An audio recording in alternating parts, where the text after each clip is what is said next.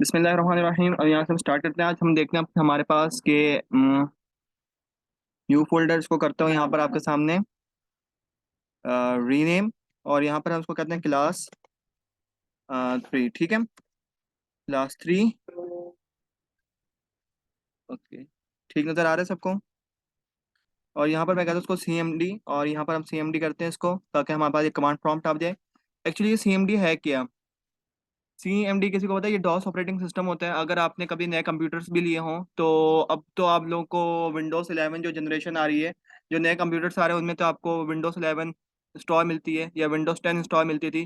पहले हम जब भी कंप्यूटर लेते थे ना, हमें विंडोज़ जो है ना इंस्टॉल खुद करनी पड़ती थी। तो उसमें लिखा हुआ था डॉस ऑपरेटिंग सिस्टम। अब डॉस ऑपरेटिंग सिस्टम भी यही आपका जो है ना CMD सिस्टम होता है। ठीक है, तो इसके अंदर ही यहाँ पर मैं आता हूँ और यहाँ पर मैं कहता हूँ के कोड, और यहाँ पर हम करते हैं इसको डॉट, ताकि विजुअल स्टूडियो को डायरेक्टली इस फोल्डर पे हम एक्सेस कर लें। ओके, तो देखें आपने, हम एक काम कर रहे थे कि हर बार बार जब हम जो भी फाइल को क्रिएट कर रहे थे, कुछ भी एडिट कर रहे थे, तो हमें क्या करना पड़ा था, बार बार रिफ्रेश करना पड़ा था। अब इस झंझट से जो है ना हमें अब आज़ादी दिलाता है विजुअल स्टूडियो कोड की एक एक्सटेंशन है जिसका नाम है यहाँ पर live server.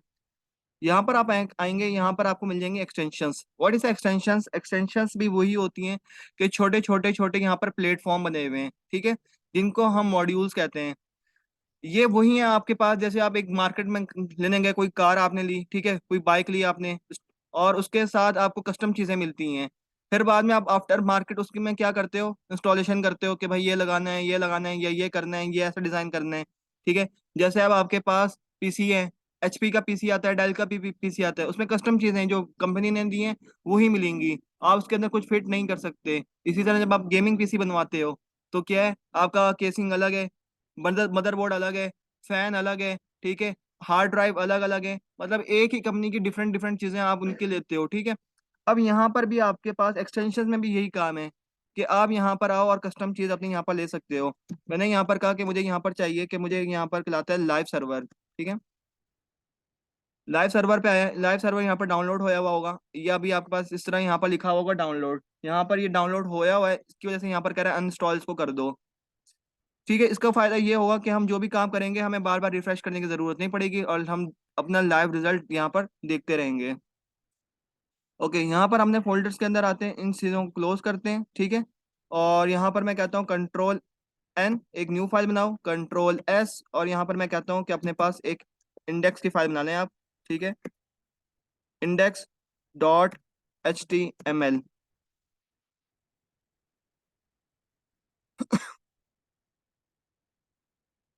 Okay, shift exclamation mark, और यहाँ पर हम इसको करते हैं इंटर, और अपने पास ही हमारे पास डेटा आ गया।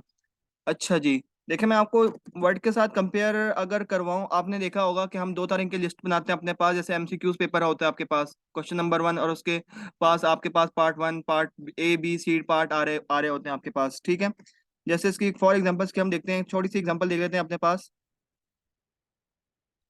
वर्ड से।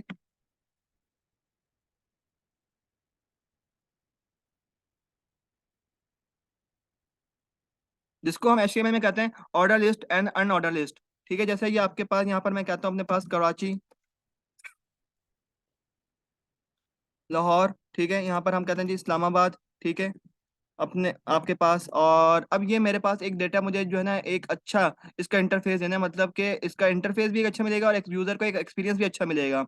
यहाँ पर यूजर को क्या एक्सपीरियंस मिल रहा है कि भाई वो यहाँ पर इसको जो है ना देख सकता है कि भाई ये लिस्ट के अंदर डेटा है।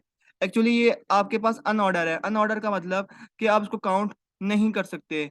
हाँ, मुझे तो लग रहा है मैं काउंट कर सकता हूँ 1 2 3, लेकिन अगर यूजर एक्सपीरियंस के हवाले से बात की जाए, UX क्या होता है, अब यूजर उसको एक्सपीरियंस क्या मिल रहा है, वो उसको काउंट नहीं कर सकता इतनी जल्दी। लेकिन अगर मैं इसके साथ ये वाला डेटा यहाँ पर लगा दूं लिस्ट डेटा के अंदर, तो यहाँ पर उसको क्या कर सकता है, इसको यहाँ पर काउंट कर सकता है। इसको पता चल गया ये 1 2 3। ओके, आप लोग ने यहाँ पर वर्ड पे तो का अच्छा काम किया होगा। मुझे यहाँ पर अब कराची के बनाने हैं, चाइल्ड बनाने हैं। कराची के चाइल्ड बनाने हैं, तो चाइल्ड कैसे बनाएंगे? टैब से हमने किया, देखो यहाँ पर मेरे पास एक ऑप्शन आ गया जिसको हम कहते हैं अपने पास मल्टी लेवल लिस्ट। यहाँ पर मैं कहता हूँ भाई कराची में पहला एरिया है FB एरिया। ठीक है, FB एरिया, जैसे मैं यहाँ पर एंटर किया, मैंने कहा यहाँ पर मेरे पास एक और चाइल्ड बना दो, गुलबर्ग, ठीक है, और आयशा मंजिल, ठीक है। अब ये आपके पास यहाँ पर चाइल्ड बनते जा रहे हैं, मैं इंटर करता जा रहा हूँ, मेरे पास चाइल्ड बनते जा रहे हैं। दोबारा आप इंटर करोगे, इसमें आ गए, पेरेंट कंडीशन, पेरेंट पोजीशन पर आ गए। मैं यहाँ पर दोबारा इसको करता हूँ, यहाँ से मैं कहा जी बैक स्पेस कर दो, मुझे नहीं चाहिए, ठीक है। यहाँ पर हम आते हैं, सिक्योरिटी को खत्म करते हैं, अनेबल डबल। इसी तरह आप लाहौर के अंदर भी आए, यहाँ पर भी लाहौर के पास, और यहाँ पर आपने जस्ट टैप किया, आप चाइल्ड पोजीशन पर आ गए, ठीक है। लेकिन मैं यहाँ पर आता हूँ और अपनी लेवल लिस्ट को चेंज करता हूँ अपने पास, और इसको मैं यहाँ पर कहता हूँ कि वन। अब देखिएगा मेरे पास वन, जैसे आपने अक्सर मैथ्स की बुक्स में देखा होगा, exercise number one, 1.1, 1.2, 1.3, chapter number two, chapter number exercise number 2.1, 2.2, 2.3 की आपके पास लिस्ट चल रही होती है। अब यही काम हमने किस में करना है, हमने HTML CSS के थ्रू यहाँ पर करना है। ओके, करते हैं इसको क्लोज। तो सबसे पहले आपके पास लिस्ट क्रिएट करने के लिए आपके पास दो तरीके की लिस्ट होती हैं, जिसको हम यहाँ पर पहले मैं कमेंट करता हूँ, जिसको यहाँ पर नाम देते हैं अनऑर्डर्ड लिस्ट, ठीक है। यहाँ पर आते हैं, सबसे पहले आपके पास यहाँ पर मैंने लिखा यूएल। यूएल का मतलब वहां पर ये आपके पास पेरेंट कंडीशन पे आ गया, और यहाँ पर आपके पास जो भी आपने चाइल्ड अब देने हैं, जो भी नाम देने हैं, वो आपने देने हैं LI के अंदर। मैंने आपको बताया था कि HTML के अंदर आपको पेरेंट और चाइल्ड का बड़ा ख्याल रखना पड़ता है कि कहाँ कौन क्लोज हो रहा है, कहाँ कौन ओपन हो रहा है, ठीक है। तो यहाँ पर LI में जैसे मैंने यहाँ पर कहा कराची। ओके, मैं यहाँ पर आपको सिर्फ दो काम करवा रहा हूँ, एक अनऑर्डर लिस्ट और अनऑर्डर और ऑर्डर लिस्ट। बाकी आपने क्या करना है, पेरेंट के अंदर आपने चाइल्ड बनाने हैं, जैसे हमने कराची कहा, कराची में FB एरिया, गुलबर्ग, आयशा मंदिर, जिस तरह मैंने लिखा था, इस तरह की मल्टी लेवल लिस्ट वो आपने खुद क्रिएट करनी है, ठीक है। LI, यहाँ पर मैं आता हूँ LI, और यहाँ पर भी जैसे कहा, मैंने कहा LI अपने अंदर यहाँ पर लिखा कि भाई यहाँ पर लाहौर, ठीक है, LI, और यहाँ पर मैं कहता हूँ अपने पास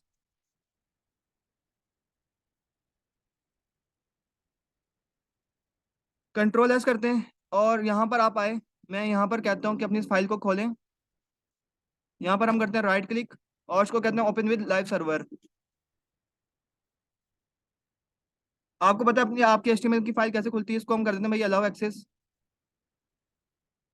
जो भी परमिशन मांग रहा है, जैसे आपसे फोन है परमिशन मांगती हैं चीजें, ठीक है, ऐप परमिशन मांगती है, ये भी आपसे एक परमिशन मांग रही है कि भाई ये जो फायरवॉल है, जो उसकी कनेक्टिविटी, जो इसका कनेक्शन है, आप इस पे ट्रस्ट करते हो या नहीं करते, इसलिए आपसे भी एक क्वेश्चन पूछा जाता है। अब इसको क्या है, यहाँ पे भाई ये ब्राउजर मुझे पसंद नहीं है, ठीक है, तो ऐसा करते हैं, अपना ब्राउजर चेंज कर सकते हैं। इसको कट करते हैं यहाँ से कंट्रोल C, और इसको क्लोज करते हैं, और यहाँ पर हम आते हैं और इसको करते हैं गूगल क्रोम पे ओपन करते हैं, ठीक है। और इसको मैं अगर जूम करके दिखाऊं, तो ये आपके पास, ठीक है, यहाँ पर इतना ऐसा आपके पास यहाँ पर डेटा आ रहा है। इसी तरह यहाँ पर आए, लेकिन मैं यहाँ पर कहता हूँ कि आप अपने पास किसमें आ जाओ, इसी को मैं कॉपी करता हूँ कंट्रोल C, और यहाँ पर आता हूँ कंट्रोल V करते हैं अपने पास, ठीक है। और UL के अंदर आए, यहाँ पर आपके पास, यहाँ पर आपने लिखा कि आपके पास आ जाओ, इसके अंदर LI,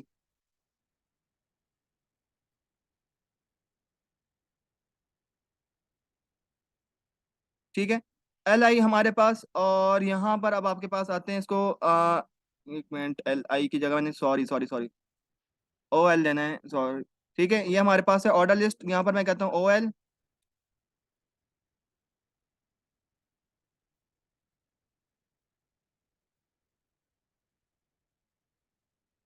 इसको यहाँ पर हम करेंगे क्लोज, ठीक है। अब ये हो क्या रहा है यार, एक, अब देखिए यहाँ पर हो क्या रहा है, यहाँ पर ओपन हुआ कि मतलब ऑर्डर लिस्ट तैयार करो, ऑर्डर के अंदर आए और उसका ये सारा डेटा आ जाए, ठीक है। LI के अंदर यहाँ पर आपके पास डेटा मौजूद आ गया, /OL आपने यहाँ पर दिया, इसको क्लोज कर दिया, ठीक है, कि ये सारे के सारे इसके क्या बन गए, यहाँ से लेकर ये इसके चाइल्ड बन गए। फर्क क्या है, सिर्फ और सिर्फ जस्ट डिफरेंस आपके पास जो मिलना है, वो मिलना है UL पर और OL पर। मैं इस पे आता हूँ, ये देखिए आपके पास यहाँ पर नंबरिंग के अंदर डेटा आ गया 1 2 3 के अंदर, ठीक है। जस्ट आपके पास क्या है, अगर मैं यहाँ पर आता हूँ और यहाँ पर भी मैं कुछ नल वैल्यू लिखता हूँ, मैंने कहा LI, और एल आई के अंदर, इसके अंदर मैं कोई कंटेंट नहीं दे रहा। अब बताएं क्या यहाँ रिजल्ट क्या आएगा। जबरदस्त, ठीक है, यहाँ पर हमारे पास 4 आएगा। देखें 4 आ गया, सिर्फ और सिर्फ किसकी मदद से, एल आई की मदद से आ रहा है। और एल आई की लिस्टिंग तैयार हो रही है, और उसको ऑर्डर कौन कर रहा है, उसको ऑर्डर दे रहा है, ये किससे इन्फॉर्मेशन ले रहा है, सारी अपने पेरेंट से ले रहा है, अपने पेरेंट की फर्मा बरदारी कर रहा है, और उनके उसके हिसाब से अपने आप को नंबरिंग के अंदर ले रहा है। तो देखें इसलिए जो है ना अपने पेरेंट्स की सुननी चाहिए। और ये देखो मैं एल आई जितनी भी मर्जी देता जाऊँ इसके अंदर, तो देखो इसको नहीं पता ये फर्मा बरदार बच्चा है, फर्मा बरदारी कर रहा है, ठीक है जी, और 5 6 4 5 6 लेता हुआ आ रहा है। ओके ठीक है। अब यहाँ पर हम आते हैं, इसको करते हैं यहाँ पर हम अपने पास कमेंट कर लेते हैं। अच्छा, इसको यहाँ पर मैं क्या क्लोज, इसको मैं कमेंट कर चुका हूँ। कमेंट का क्या होता है, यहाँ पर अगर ये आपको कोड भी सेंड करेंगे तो आपने क्या करना है, जस्ट इसको अनकमेंट करना है। पता है अनकमेंट किस तरह करते हैं, और ये आपके पास कोड चल जाएगा, ठीक है। अनकमेंट भी आपने क्या करना है, यहाँ से आपने पूरा पूरा का सिलेक्ट किया, इसको आपने सिलेक्ट कर लेना है, ठीक है, और कंट्रोल और क्वेश्चन मार्क को यूज करना है आपने, तो ये आपका अनकमेंट हो जाएगा। या यहाँ से आप आओगे, या इनको भी आप रिमूव कर दो, तो ये भी आपके पास यहाँ से अनकमेंट हो जाएगा। ओके, अब इसके बाद हम आते हैं अपने पास, जो बेसिकली हमने जो स्टार्ट करनी है अपनी, हम यहाँ से स्टार्ट करते हैं नेविगेशंस। नेविगेशंस क्या होती हैं आपकी, ठीक है, मूव करना, नेविगेट या इंडिकेटर, आप इसको यहाँ पर ये भी कह सकते हो, जैसे हम कार के कहते हैं कभी अपने नेविगेशन सिस्टम को ऑन रखे या ऑफ रखे, कि जैसे कोई कार भी टर्न हो रही होती है, बाइक भी टर्न कर रही होती है, तो वो आपको एक इंडिकेट करती है। अब यहाँ पर भी आपके पास देखेंगे हेडर सेक्शन है, ठीक है, और ये आपके पास यहाँ पर लिखा हुआ है सफ़ा अव्वल पाकिस्तान आसपास। लेकिन पेज आपका क्या है, पेज आपके सेम है, कुछ चीज़ें सारी सेम है, लेकिन क्या है आपके पास कुछ हेडिंग्स चेंज होंगी। जैसे यहाँ पर मैं आता हूँ पाकिस्तान, पाकिस्तान पे मैंने क्लिक किया, तो देखिए मेरे पास यहाँ पर पाकिस्तान की यहाँ पर सारी डिटेल, सारी इंफॉर्मेशन सारी आने लग गई हैं। पेज सारी हेडिंग्स ऊपर का सेक्शन सेम टू सेम है। आसपास में हम यहाँ पर गए तो यहाँ पर हमारे पास, ओके ऐसा, ठीक है, हम ऐसा करते हैं, मैं यहाँ पर कहता हूँ, ये इतना समझ में नहीं आ रहा।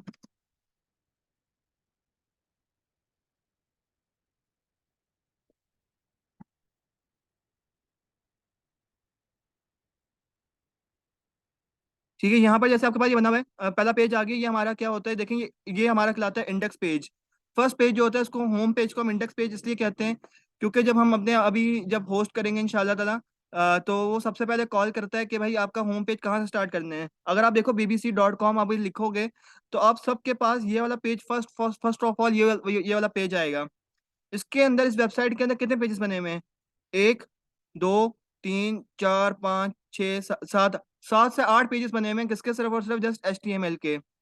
मैं यहाँ पर आता हूँ और यहाँ पर कहता हूँ न्यूज़ के सेक्शन के अंदर, न्यूज़ के सेक्शन में आता हूँ, तो देखें ये सिर्फ और सिर्फ अब मेरे पास ये पूरा यहाँ से जो है, देखें यहाँ पर लिखा हुआ है न्यूज़, और न्यूज़ के यहाँ पर पेज खुल गया है ये पूरा। ओके, इसको हम यहाँ पर करते हैं क्लोज, और अपने पास अब मल्टीपल पेजेस बनाते हैं। मैं यहाँ पर कहता हूँ कंट्रोल N कंट्रोल S, और यहाँ पर मैं आया हूँ, और जैसे मैं यहाँ पर कहता हूँ कि मेरे पास आ जाए news.html, ठीक है, कंट्रोल N करता हूँ, कंट्रोल S करता हूँ, और यहाँ पर लिखता हूँ किसके बारे में, यहाँ पर हम लिखते हैं जी world.html,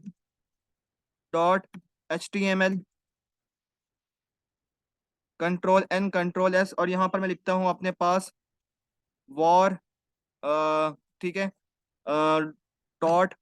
.html। यहाँ पर हम अपने पास एक ओके वॉर के हवाले से हम यहाँ पर देंगे,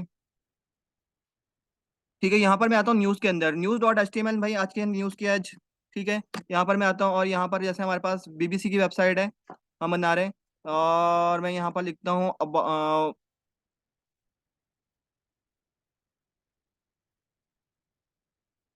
ठीक है, और यहाँ पर मैं जैसे आता हूँ अपने पास लिखता हूँ, अपने पास को कहता हूँ H1, ठीक है, और यहाँ पर H1 के अंदर यहाँ पर कहते हैं, यहाँ पर हम कहते हैं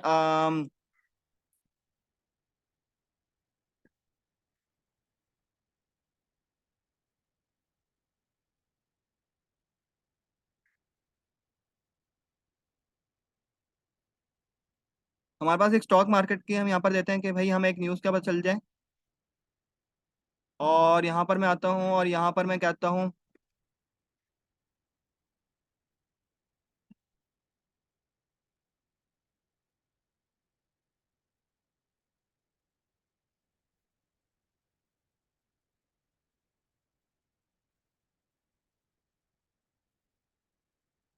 ओके, आपने कुछ भी डिजाइन कर लिया जैसे भी आपका दिल चाहे यहाँ पर। ठीक है, यहाँ पर मैं आता हूँ और यहाँ पर लिखते हैं world dot H T M L. World के अंदर भी यही यही आपने काम करना है। और यहाँ पर भी शिफ्ट एक्सक्लेमेशन मार्क आपने किया, यहाँ पर आपने इंटर किया। ठीक है, और इसी तरह यहाँ पर हम अपने पास कहते हैं H1। और यहाँ पर मैं कहता हूँ कि अबाउट वर्ल्ड। ठीक है, यहाँ पर हम कहते हैं कि वर्ल्ड की न्यूज़ क्या हो। ठीक है, यहाँ पर हम कहते हैं भाई वेलकम।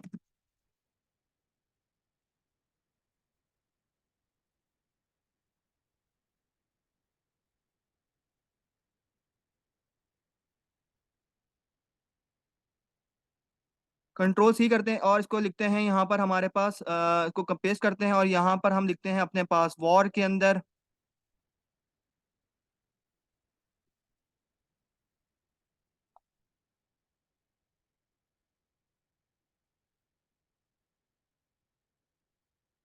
Russia and Ukraine. ठीक है, यहाँ पर हम लिखते हैं जो हमारे पास उनकी जो वॉर चल रही है अभी भी मुसलसल नहीं चल रही। ठीक है, रशिया एंड यूक्रेन की यहाँ पर हमारे पास वॉर आ गई और इसके बारे में बस। ठीक है, इनफ है। सो यहाँ पर हम आते हैं अपने पास। देखें, एक आपके पास ना दो तरीके के टैग्स होते हैं, एक होते हैं सेमेंटिक और एक होते हैं आपके पास नॉन सेमेंटिक टैग्स। ठीक है, यहाँ पर इसको आपने पढ़ना है आपके पास के सेमेंटिक वर्सेस।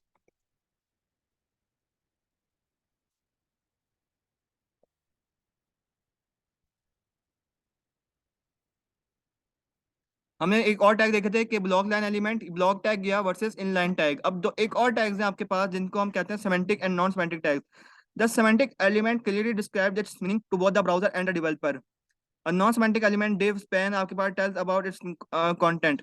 अब देखें, ये जो आपके पास जो सेमेंटिक टैग्स होते हैं, देख के पता चल गया आपके पास कि जैसे आपके पास इनके कुछ स्पेसिफिक मीनिंग्स हैं कि फॉर्म के टैग हो H1, ये H1 का टैग हो, ये देख के पता चल रहा है कि भाई इनके कुछ ना कुछ मीनिंग्स हैं। टेबल टेबल के टैग से पता चल रहा है कि हम कोई टेबल क्रिएट करने वाले हैं। या कोई आर्टिकल लिखा है, आर्टिकल देख के पता चल रहा है कि यहाँ पर हम कोई आर्टिकल देने वाले हैं। अब इसी तरह के कुछ टैग्स हैं, जैसे आपके पास ए का टैग हो, उसका एंकर का पता चल रहा है। और नॉन सिमेट्रिक में जैसे आपके पास डिव स्पैन है। ठीक है, ये आप देख सकते हो यहाँ पर सिमेंटिक एलिमेंट के अंदर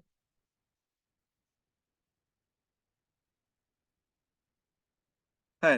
देखिए आपके पास ना यहाँ पर इंशाल्लाह हम देखेंगे अपने पास दो तरीके के हमारे पास लेआउट होते हैं। एक होता है आपके पास फ्लेक्स सिस्टम और एक होता है आपके पास ग्रिड सिस्टम। लेआउट का क्या मतलब कि लेआउट आपके पास वेबसाइट के प्रदर्शन कैसे हो रही है। जैसे मैं यहाँ पर जानता हूँ कि मेरे पास यहाँ से लेकर यहाँ तक एक सेक्शन है। ठीक है, टॉप पर जिसको हम कहते हैं हेडर, यहाँ पर हमारे पास नैव बार, यहाँ पर लेफ्ट साइड, और यहाँ पर एक सेंटर का कंटेंट है, और यहाँ पर हमारे पास एक यहाँ पर है राइट साइड जिसके अंदर एडवर्टाइजमेंट यहाँ पर आ रहे हैं हमारे पास। ठीक है, और नीचे एंड के अंदर हमारे पास यहाँ पर है एंडिंग के दौरान यहाँ से लेकर यहाँ तक हमारे पास फुटर। ठीक है, तो यहाँ पर भी आपके पास ये वेबसाइट का देखें इन्होंने लेआउट बनाया हुआ है, आपको दिखाया हुआ है कि हेडर आपका ऐसे आ सकता है, नैव बार। इसको एक और चीज हम कहते हैं, क्या कहते हैं इसको, वायर फ्रेम्स। यूआई यूएक्स में इसको कहते हैं वायर फ्रेम। वायर फ्रेम का क्या मतलब, यहाँ पर समझो एक आपके पास वेबसाइट की प्लॉटिंग है। ठीक है, कि जैसे आप एक घर बनाते हो, प्लॉट लेते हो और आपको पता नहीं है कि मुझे घर अपना कैसे बनाना है। तो वो भी आपको क्या करते हैं, जो आपके जो बिल्डर्स होते हैं वो भी आपको पहले एक वायर फ्रेम बना के दिखाते हैं, एक डिजाइन दिखाते हैं कि भाई ये यहाँ यहाँ आपका घर बनेगा, यहाँ ये कमरा होगा, यहाँ वॉशरूम होगा, यहाँ आपका लाउंज होगा, यहाँ पर किचन होगा। अब इसी तरह वेबसाइट में भी यही मामला है। एक आपके पास एक और टूल है, आपको नहीं पता कि हमने काम कैसे करना है, इसका मतलब है यहाँ पर जस्ट इन माइंड। ठीक है, ये एक पढ़ लीजिएगा यहाँ पर भी। इसको हम कहते हैं अपने पास प्रोटोटाइपिंग जस्ट इन माइंड के सिर्फ और सिर्फ। लेकिन जब वेबसाइट बनाना कोई मुश्किल चीज नहीं है, लेकिन बात सारी ये है कि उसको स्टार्टिंग कहाँ से करनी, कहाँ से बिस्मिल्लाह करनी है। अब आपको नहीं पता कि भाई मैं तो सबसे पहले जैसे आपके पास स्केच बनाते हो, स्केच के लिए भी आप ड्रॉ करते हो तो अक्सर आपने देखा हो तो एक आर्टिस्ट सबसे पहले एक हल्का सा फेस ड्रॉ करता है, फिर उसमें हल्की सी देखा कर्व कर यूं, अगर हम मैं आऊं पेंट पर स्केचिंग अगर किसी ने की है तो वो बेहतर खूबी बाखूबी जानता है कि ये काम कैसे होता है। जैसे मैं यहाँ पर आता हूँ और यहाँ पर एक ड्रॉ करते हैं, ओहो, जैसे मैं यहाँ पर कहता हूँ भाई मुझे यहाँ पर एक फेस ड्रॉ करना है। अब ऐसे तो हम जल्दी से किसी का फेस ड्रॉ कर सकते हैं, तो उसके लिए भी हम क्या करते हैं, यहाँ पर एक हल्की सी वायर फ्रेम्स का यूज करते हैं। वैसे ऐसे देखा है आपके पास कर्व लाइंस को अगर हम करें,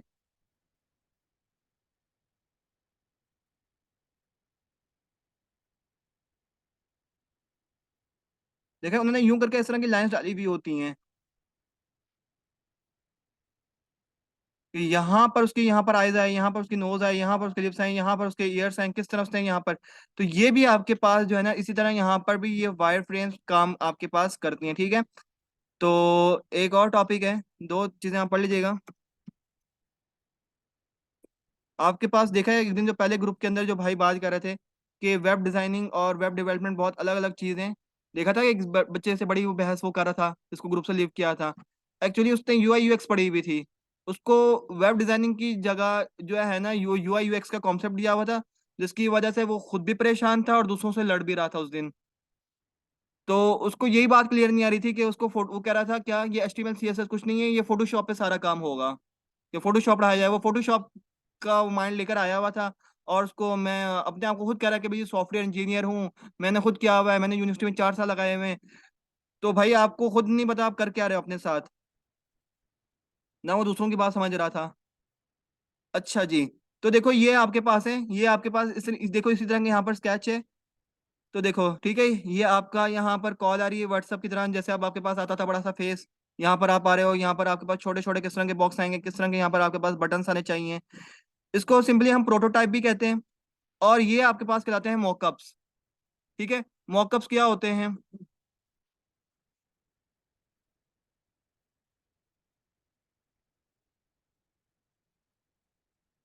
देखो कभी हम अभी डिजाइनिंग कर रहे हैं, मुझे ये नहीं पता कि मेरा काम यहाँ पर कैसा होगा। यहाँ पर अब आप दिखाना चाह रहे हो कस्टमर को भी कि भाई देखो आपके डेटा जो है उसकी रिप्रेजेंटेशन कुछ ऐसे होगी। अगर आप किसी को अपना शॉपिंग बैग देते हो, अपना शूज का बैग दे रहे हो, तो उस पर आपकी ब्रांडिंग कुछ ऐसे होने वाली है। आपके मग्स चीज़ों पे कुछ ब्रांडिंग ऐसे होगी, ठीक है। तो ये आपके पास के एक अच्छी आप उसको प्रेजेंटेशन में दे देते हो कि वो काम को अप्रूव कर सके और उसको यहाँ पर देख सके। अब वेबसाइट का भी हमें नहीं पता चल रहा कि हमने काम कैसे स्टार्ट करना है, और ना हमारे पास कोई आइडिया है। तो हम क्या कर सकते हैं, हमारे पास मैं यहाँ पर कहता हूँ मॉकअप फॉर,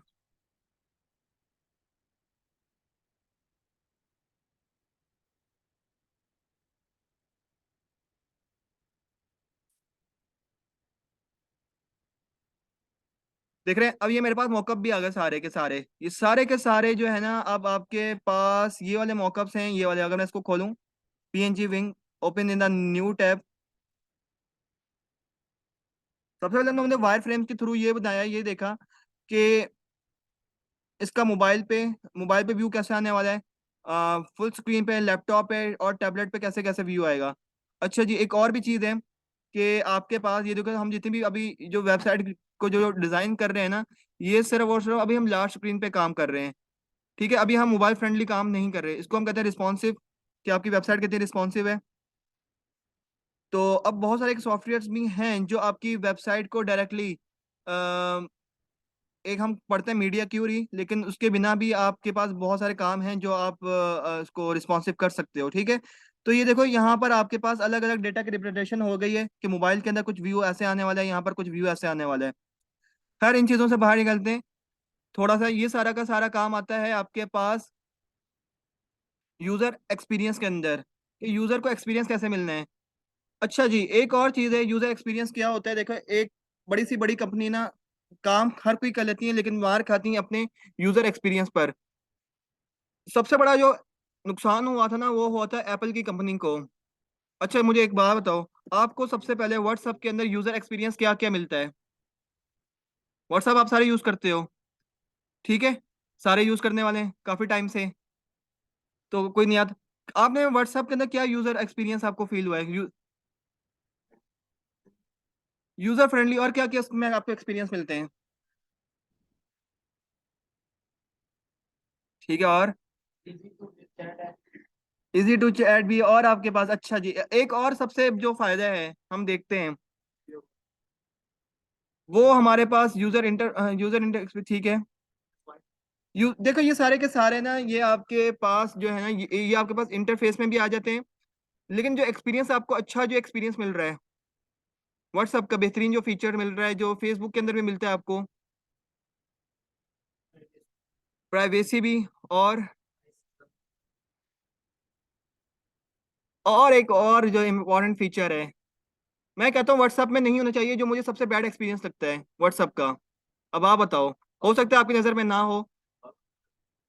फॉरवर्ड, हाँ वो बिल्कुल फॉरवर्ड हम जब किसी को करते हैं तो वो भी आपके पास यूजर एक्सपीरियंस में आता है। लेकिन एक और बड़ी बैड चीज है। लेकिन अगर वो जो, हाँ सीन कर लिया या नहीं कर लिया, ये भी जबरदस्त यूजर एक्सपीरियंस में चीज आई। लेकिन एक और बड़ी बैड चीज है यूजर एक्सपीरियंस की, जो मुझे व्हाट्सएप पे लगती है, वो आता है जब हम किसी को मैसेज करते हैं फॉरवर्ड, ठीक है, उस पर लिखा होता है ये फॉरवर्ड मैसेजेस है। और दूसरी बात, अगर उस मैसेज को जब डिलीट करें तो लिखा हुआ होता है मैसेज डिलीट फॉर एवरीवन। ठीक है, आपने जिसको सेंड भी किया है, जिसने मैसेज रिसीव भी कर लिया है, उसके पास भी आता है कि बंदा मैसेज डिलीट कर चुका है। हम फिर उससे बाद में पूछते हैं कि भाई क्या डिलीट किया है। भाई अब व्हाट्सएप ने जब ये फीचर दे ही दिया है, तो बराबर वाले का भी दिल ना दुखे, ठीक है, कि भाई तुमने मुझे मैसेज किया है और मैसेज करके क्या डिलीट किए है। हालांकि बहुत सारी थर्ड पार्टीज एप्लीकेशंस हैं जो आपको डिलीट मैसेजेस को रिकवर कर देती हैं। लेकिन व्हाट्सएप एक ऑफिशियल वेबसाइट है फेसबुक की, वो अपनी अब खुद है। जो व्हाट्सएप जीबी आप यूज करते हो वो ना ही यूज करो। वो क्या है, डेवलपर्स ने क्लोन की भी होती हैं। और आपको नहीं पता कि आपका डेटा उनके पास वो सेफ भी नहीं है आपके पास। और आपको वो ऐसे आप, व्हाट्सएप तो वैसे ही सेफ नहीं है। और दूसरी आप जो थर्ड पार्टी एप्लीकेशन यूज कर रहे हो, वो तो और अपने मोबाइल के अंदर इसके यहाँ पर यूज कर रहे हो। जैसे आपके पास, मैंने आपको बताया था कि बर वक्त एप्लीकेशंस जो है लोन वाली एप्लीकेशन, वो भी आपसे किस किस्म के बड़े फ्रॉड कर रही है। आपने सिर्फ वो जस्ट इंस्टॉल करनी है आपके मोबाइल के अंदर, उन्होंने आपको फौरन ही पहले वो 50,000 का लोन दे देती हैं। ना भी लेना चाहो तो वो आपके जो जिस तरह फिर वो सबके आपके जो नंबर्स होते हैं कॉन्टेक्ट लिस्ट, उन सबको वो कॉल करते हैं।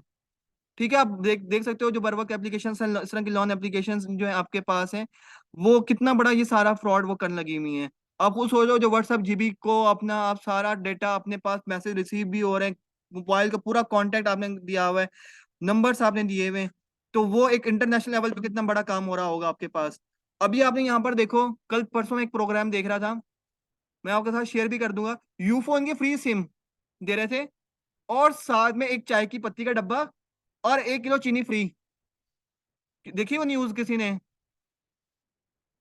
एक मोबाइल की यूफोन की सिम फ्री और 1 किलो चीनी फ्री साथ में। देखें,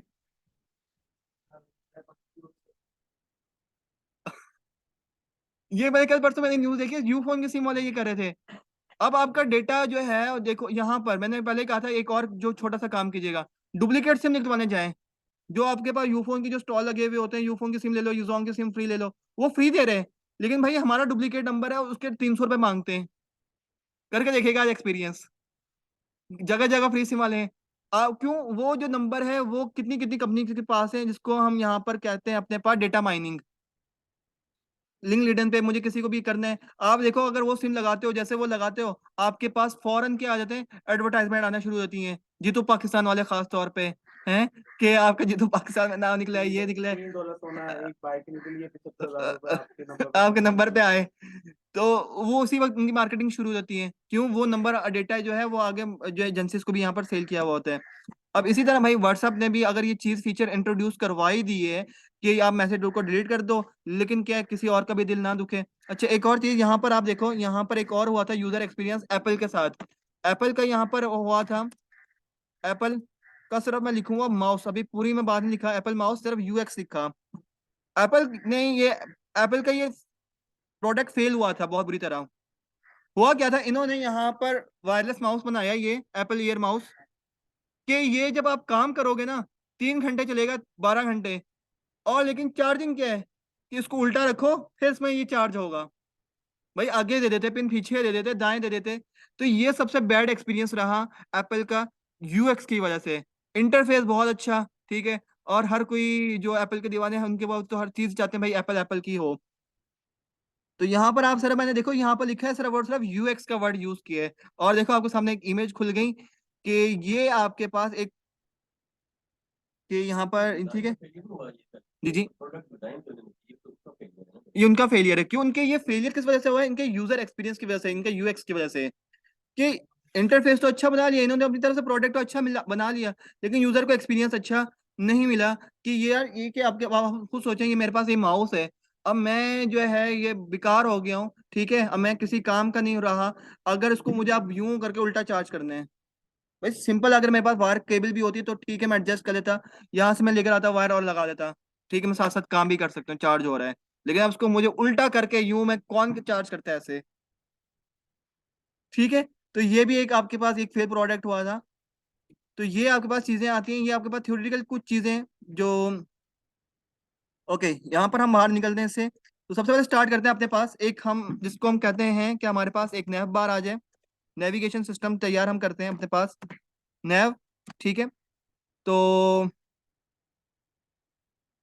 अच्छा, एक और चीज सबसे पहले ना, नेविगेशन को यहाँ पर अभी करने से पहले हम थोड़ी सी स्टार्ट करते हैं अपने पास सीएसएस से, ठीक है। तो उसमें क्योंकि सीएसएस भी इंपॉर्टेंट है। अच्छा, सीएसएस के लिए मैंने आपको बताया था कि सीएसएस हमारे पास कितने टाइप्स की होती हैं, आपके पास इनलाइन, इंटरनल और एक्सटर्नल। तो सबसे पहले हम देखते हैं अपने पास इनलाइन सीएसएस। इनलाइन सीएसएस क्या होती है? जैसे मैं यहाँ पर आता हूँ index dot H T M L, और यहाँ पर मैं आता हूँ अपने पास कहता हूँ H1, और यहाँ पर मैं कहता हूँ अपने पास,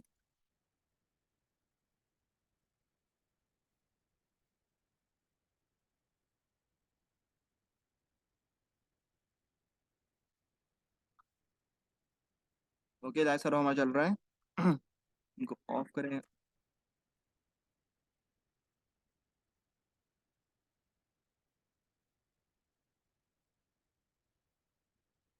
ठीक है, ये हमारे पास आ गया। अब मुझे इसको यहाँ पर हाईलाइट करना है, इसको यहाँ पर कलर करना है जैसे।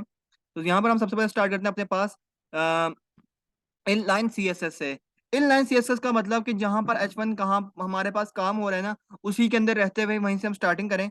तो सबसे पहले आपने एक एट्रीब्यूट देने हैं आपके पास, इसको हम कहते हैं, क्या कहते हैं यहाँ पर, ओपन क्लॉज, ठीक है।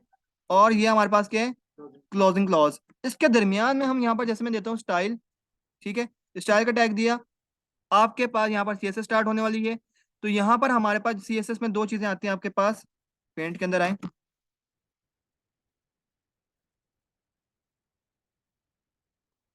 वैल्यू, कॉलन,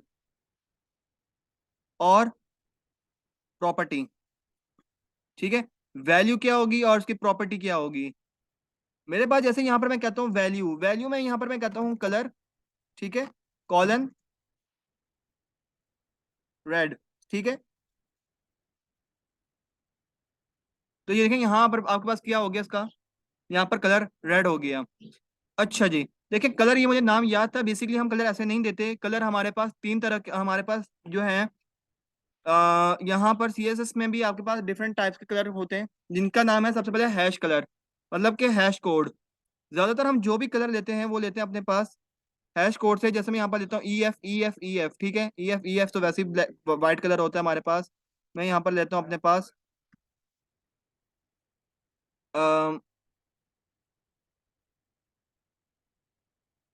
E444, मैंने यहाँ पर लिया EE4, ठीक है। यहाँ पर आपके पास देखें बहुत ही हल्का सा येलो कलर सा शेड आ रहा है, इसको मैं करता हूँ 0,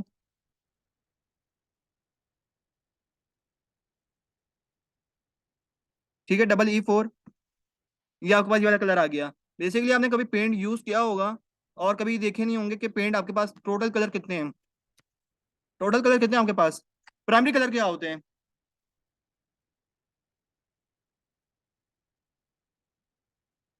पता है किसी को? बचपन में किसी ने पोस्टर कलर यूज किए? ऑयल पेंट या पोस्टर कलर ओमेगा के जो आते थे, उनसे खेला या नहीं खेला? वो बचपन में गुजारा या नहीं गुजारा ओमेगा पेंट्स का? बड़ा अच्छा, बड़ी अच्छी वो जिंदगी थी लाइफ। तो 20 रुपए का एक पेंट वो आता था, और मजा आता था उनसे भी काम करने पे, ठीक है आपके पास। तो प्राइमरी कलर कौन कौन से होते हैं आपके पास? रेड, ग्रीन, ब्लैक और वाइट आपके पास, ठीक है। तो बहुत सारे आपके पास यहाँ पर आप देख लो कि, ठीक है, प्राइमरी कलर्स के बारे में पढ़ लीजिएगा। तीन चार हमारे पास बेसिकली कलर होते हैं। जैसे आपने प्रिंटर यूज किया है कभी, इंक प्रिंटर, उसमें कौन कौन से कलर होते हैं? जैसे आपके पास उसमें भी चार कलर होते हैं प्राइमरी, सियान, मजेंटा, येलो, ब्लैक। सियान मतलब आपके पास ये मैरून कलर होता है, ठीक है। नहीं, मजेंटा, सियान, मजेंटा, येलो, ब्लैक, ये चार कलर होते हैं। जिसमें मैरून और ब्लू और ब्लैक और येलो कलर होता है। ये चार कलर हैं, इन चार कलर से मिलके ना आपके पास नए नए कलर बन रहे होते हैं, शेड्स आते हैं। जैसे मैंने आपको कहा कि पोस्टर कलर आपने यूज किया हो, एक आप कोई और पेंट उठाओ, कोई दूसरा पेंट उठाओ, उनको मिक्स जब करते हो तो एक नया शेड आता है, ठीक है। अब इसी तरह यहाँ पर इन चार कलर से आपके पास मोबाइल की जो स्क्रीन है, मोबाइल की स्क्रीन के कौन से प्राइमरी कलर होते हैं? RGB, ठीक है। जो आपकी एलसीडीज होती हैं वो भी, एलईडी भी, वो आपके तीन कलर पे काम कर रही होती हैं, रेड, ग्रीन और ब्लू। ये तीन पीछे छोटी छोटी, इनमें इनको हम कहते हैं बैकलिट्स। ये बैक एलईडी में लगी होती हैं और इनसे मिलकर आपके पास नए नए कलर्स आपको रिप्रेजेंटेशन की हो रही होती है। आप जब प्रिंटिंग में मोड पे आते हो तो यहाँ पर CMYK की यूज करते हो, और अगर मोबाइल स्क्रीन यूज कर रहे हो यहाँ पर आप करते हो यहाँ पर RGB, ठीक है। यहाँ पर मैं आता हूँ, यहाँ पर मैं करता हूँ अपने पास, देखो एडेड अ कलर। यहाँ पर भी आपके पास वैल्यू आ रही है R, ग्रीन, रेड की, ग्रीन की, ब्लू की। मैं यहाँ से कोई कलर पिक करता हूँ, ठीक है। मैं यहाँ पर आया और मैं यहाँ से आता हूँ, मैं कहता हूँ भाई ये मेरे पास देखें डिफरेंट शेड्स आ रहे हैं। मैंने कहा कि भाई मुझे जो है ना ये थोड़ा सा ये वाला कलर यूज करना है। अब यहाँ पर बताया भाई रेड की वैल्यू 1 है, ग्रीन की वैल्यू 113 है, ब्लू की वैल्यू यहाँ पर 1118 है आपके पास। और कलर स्टार्ट होते हैं 0 से लेकर 255 तक। और एक चीज ख्याल रखें, शायद ये भी ना पता हो, ब्लैक कलर कहते हैं दुनिया में एग्जिस्ट ही नहीं करता, रोशनी है। व्हाइट आपके पास व्हाइट कलर एग्जिस्ट करता है। अगर आपके पास व्हाइट कलर खत्म हो जाता है, रात का नाम क्या है आपके पास? दिन का, अंधेरी आपके पास। आपको देखना भी है, अगर आप देखते हो तो आपके पास जब तक रोशनी नहीं है, जैसे आपने फिजिक्स में पढ़ा होगा, रिफ्लेक्शन एंड रिफ्रैक्शन पढ़ा है, रिफ्लेक्शन और रिफ्रैक्शन। अब जब तक आपके पास आइस के अंदर क्या होता है, रिफ्लेक्टेड होके जब हमारे पास आ रही है यहाँ पर लाइट पड़ती है तो तभी आपको कुछ नजर आता है। अगर वहां पर लाइट ही नहीं है तो फिर आपको क्या आता है? ब्लैक ब्लैक नजर आना शुरू हो जाता है। तो ये आपको क्या भाई, ये क्या मेरे सराउंडिंग में या मेरे एनवायरमेंट में अंधेरा आ गया? तो अंधेरा किसकी वजह से आता है? द प्रेजेंस, जब आपके पास लाइट की प्रेजेंटेशन प्रेजेंट वहां पर नहीं होती। अच्छा जी, यहाँ पर आप आते हो, छोटी सी एक और बात, कैलकुलेटर में अगर मैं आपको दिखाऊं, तो टोटल वैल्यूज हमारे पास एक कलर की यहाँ पर है 255 तक, ठीक है। 255 मल्टीप्लाई बाय 250, 255 मल्टीप्लाई बाय 255। तो आप देख सकते हो यहाँ पर ये आपके पास टोटल कलर इतने यहाँ पर मौजूद हैं। यूनिट, 10, 100, 1000, 10,000, लाख, 10 लाख, ठीक है जी। एक और यहाँ पर आपके पास इतनी वैल्यूज यहाँ पर एग्जिस्ट कर रही हैं, आप यहाँ पर जो भी मर्जी यहाँ पर ले सकते हो, ठीक है। यहाँ पर मैं आता हूँ, मुझे नहीं पता कि यहाँ पर क्या वैल्यू है, 1 1, यहाँ पर मैं कहता हूँ 113, 118,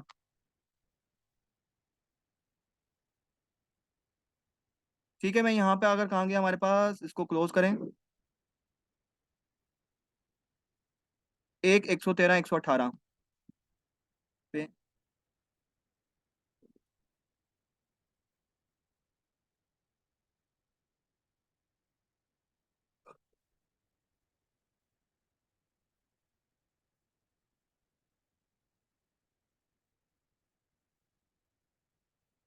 ठीक है। यहाँ पर हमारे पास हैश कलर से भी आते हैं। और दूसरी बात, यहाँ पर मैं कहता हूँ अपने पास कलर, यहाँ पर मैं कहता हूँ जैसे अपने पास RGB, RGB का यहाँ पर मैं लिखा, मैं कहा RGB को कॉल करो। पहली वैल्यू का था 1, 113 और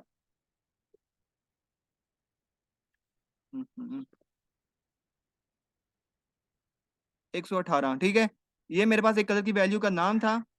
मैंने यहाँ पर RGB को कॉल करवाया, RGB लिखा जस्ट, और उसके ब्रैकेट्स के अंदर मैंने कलर की वैल्यूज दे दी यहाँ पर, ठीक है। और आपके पास देखो सेम टू सेम जो हमने पेंट से कलर उठाया था, ये वही कलर है आपके पास।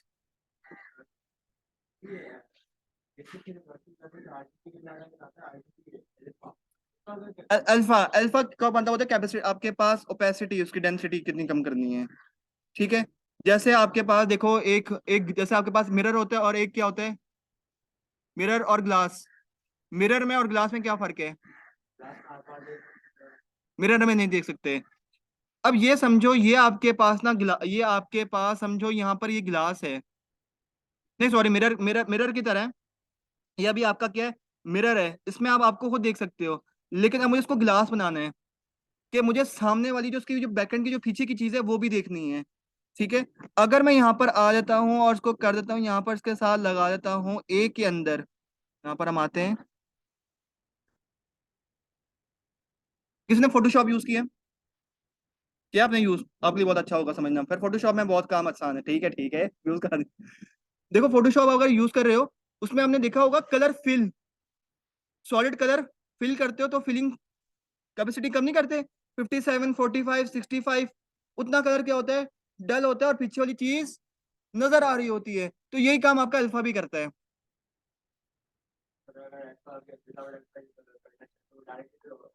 फुल सॉलिड कलर आएगा, फुल सॉलिड कलर। ठीक है, ठीक है, यहाँ यहाँ तक आपके पास ये थी, आपके पास इनलाइन सीएसएस यहाँ तक आपके पास शो हो गई।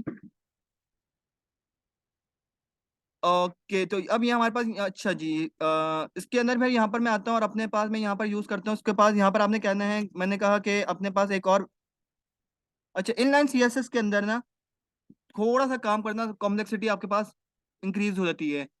क्यों, हमें पता नहीं चलता कि क्या काम हो रहा है क्या नहीं हो रहा। तो यहाँ पर आप आते हो अगेन, अब हम देखते हैं अपने पास एक्सटर्नल इंटरनल सीएसएस क्या होती है। इंटरनल सीएसएस के अंदर आते हैं, जस्ट यहाँ पर आपने स्टाइल को कॉल करवाया, स्टाइल, यहाँ पर मैं एक टैग देता हूँ जिसका नाम है H1। अब इसका क्या मतलब, मैंने आपको लिखवाया था कि हमारे पास सीएसएस की तीन कैटेगरीज हैं, इनलाइन, इंटरनल और एक्सटर्नल। ये सीएसएस के टाइप्स हैं। अब सीएसएस के सिलेक्टर कौन कौन से हैं, टैग सिलेक्टर लिखवाया था ना पिछले क्लास में। अब हम आते हैं टैग सिलेक्टर के, जहां जहां H1 है उन सब पे क्या हो जाए, कलर कॉल होना शुरू हो जाए। मैं यहाँ पर आता हूँ और यहाँ पर कहता हूँ H1, और ये क्या है, H1 की बॉडी के अंदर आ गए, कि भाई ये हमारे पास ये जो कली ब्रैकेट्स हैं ये H1 की बॉडी के अंदर ही रहेंगे, काम होगा। यहाँ पर मैं अगेन आता हूँ, यहाँ पर कहता हूँ कलर, और यहाँ पर मैं लेता हूँ अपने पास, यहाँ पर मैं लिखता हूँ 8 GB और अपनी तरफ से कोई वैल्यू दे देता हूँ। मैंने कहा यहाँ पर ले लो 4, 4 और 4 करके देखते हैं, चलो ब्लैक कलर आ गया। अब मुझे यहाँ पर बताएं, यहाँ पर भी H1 के अंदर आपके पास 8 GB में 4 4 कलर आ रहा है, सही है, यहाँ पर भी CSS लगी हुई है और यहाँ पर भी CSS लगी हुई है। अब बताएं कौन सी CSS चलेगी, यहाँ पर CSS हो गई, क्रैश हो रही है। अब बताएं कौन सी CSS चलेगी, आपके पास ये ब्लू कलर आएगा, ये ब्लैक कलर आएगा।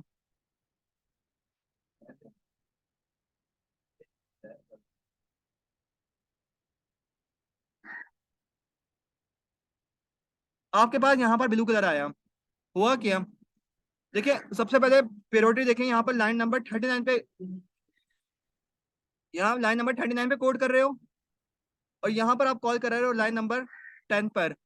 तो देखिए उसने क्या कहा, उसने प्रीफर किया, प्रायोरिटी दी अपने इनलाइन सीएसएस को जो उसके सबसे ज्यादा करीब थी। उसने कहा भाई आप हमारे दिल के करीब हो, तो सबसे पहले मैं आपको इज्जत दूंगा, अपने मेहमान को, ठीक है, बाद में मैं दूसरे को दूंगा। चल ये भी रहा था ब्लैक कलर भी, उसके H1 के अंदर सबसे पहले ये कॉल हुआ, H1 के अंदर 8 GB में ये कलर आ गया। लेकिन जैसे ही यहाँ पर उसको मिला, उसने यहाँ पर क्या कर दिया, सीएसएस को ओवरराइड भी कर लिया, और जो उसके करीब थी सबसे पहले उसने उसको वहां पर प्रीफर किया।